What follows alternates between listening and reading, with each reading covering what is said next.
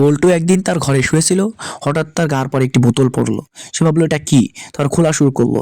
খুলে দেখে কি ভিতরে একটা কাগজ, কাগজে লেখা যদি বড়লোক হতে চাও তবে গুপ্তধন খুঁজে নাও।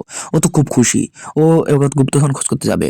ওর ব্যাগ নিয়ে রেডি হয়ে গেল, ব্যাগের ভিতর পানি, ছুরি ঢোকাতে শুরু করলো, তারপর আবার তেল।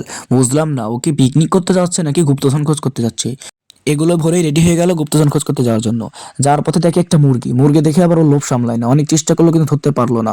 সে হাঁটতে হাঁটতে হাঁটতে খুব ক্লান্ত, তাই একটা গাছের পর বসে একটু পানি খেয়ে নিল।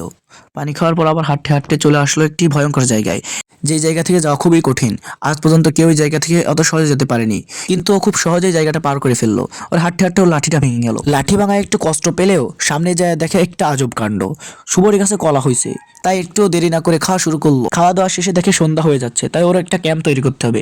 ক্যাম্প তৈরি করার জন্য কষ্ট করা শুরু করলো, যেমন পাতা গোছানো, পাতা কাটা। অনেক কষ্টর পর সে ক্যাম্প বানাতে সফল হলো, কিন্তু ওর গুপ্তধন খোঁজা এখনো অনেক দেরি। ও কি শেষ পর্যন্ত গুপ্তধন খোঁজ করতে পারবে? দেখতে হলে অবশ্যই চ্যানেলটি সাবস্ক্রাইব করে দিন নেক্সট পার্টের জন্য। তোমরা সাবস্ক্রাইব করো, ততক্ষণ ও খেয়ে দিয়ে ঘুম পড়ুক। তোমরা অবশ্যই নেক্সট পার্টের জন্য সাবস্ক্রাইব করে দাও।